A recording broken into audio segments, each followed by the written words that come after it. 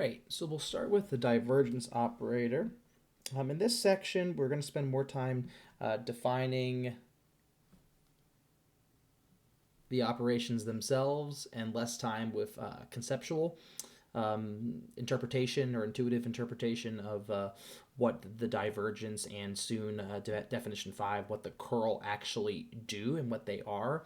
I will briefly mention it, but for now, the divergence operator is just a way of taking the derivative. Let's say it's a way to it's a type of derivative effectively. So you should think of this as a type of derivative.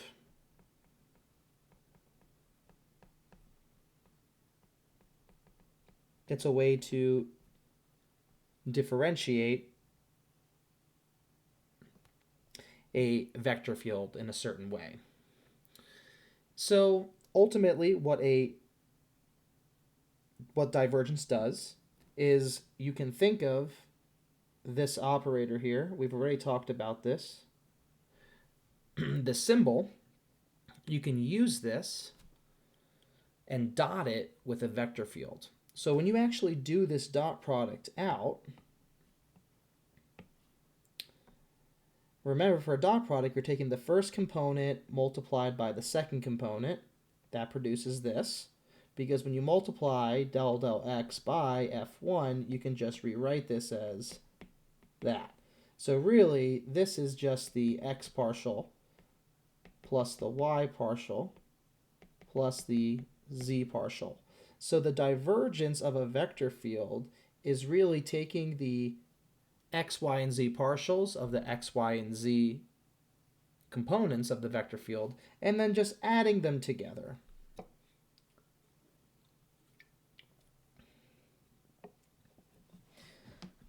And ultimately what this, because this is a number, right? This is a scalar. This is a real number. Ultimately what this real number tells you is the extent to which the vector field behaves like a source or an outflow. So if we have a vector field, then at every single point in space, there's a certain vector associated to it. And then there's a point nearby that, and there's another vector associated to that point. And then local to that point, there's even another vector. And then at every single point, you can keep creating these vectors. That's what a vector field does. At every single point, there's a vector placed at that point. So, given some arrangement of arrows in space, select a point somewhere within the domain of this vector field, right here in the middle, okay? So if we select such a point, now imagine drawing a circle around that point. Now a very, very, very, very small circle. So think of this radius here as, like maybe 0.1 nanometers, something ridiculous, something really small. So local to that point, what we want to know is, are there more arrows like leaving the circle or entering the circle? That's a very loose and crude sense. I will link a video that does a good job at describing this in more detail, a far better job that I could, because they've got wonderful visuals and computer animation.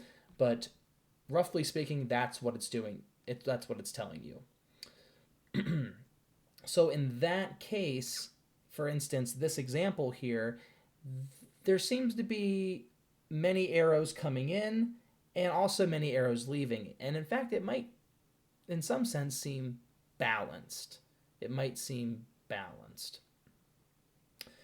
So that's not always going to be the case, though. So for instance, this one, the divergence might be kind of close to 0. Doesn't have to be, though. Because for instance, maybe the arrows are really small on the one side, and then they get bigger as you move across. So longer, I should say. So as you move in this direction, the vector field strength gets stronger. So at a point here, if you were to look at all the vectors crossing it, there are all the vectors, there are an equal number in a sense of vectors coming into the to this location, but these vectors coming in are small, so the contribution that these vectors make is a small contribution. But over here, the vectors that are actually leaving, they're much longer, so they have a very large contribution. So it seems like there is a greater outflow in this region than there is a inflow. And that's why in that sort of picture I just had there, the divergence in that area would be positive.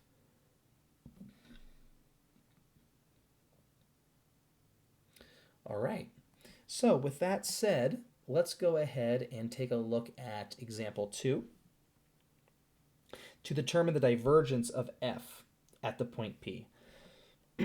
So at this case, or in this case, I should say, what we want to do is take the divergence. So there's two ways you can write the divergence. You can either write div of your vector field, and then that would be at the point P, or more often than not, you'll see myself and others write it like this. This is the divergence of f. So the divergence of f at the point P, we want to go ahead and take the x partial of this first term. So the x partial would be y e to the xy,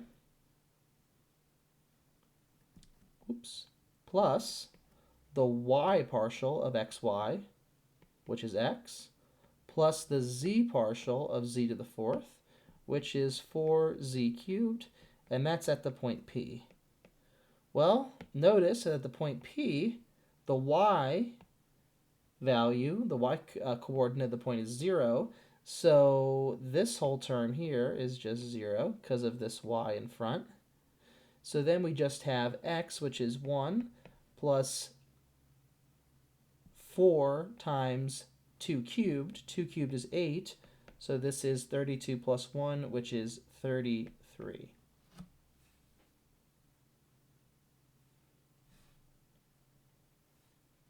All right.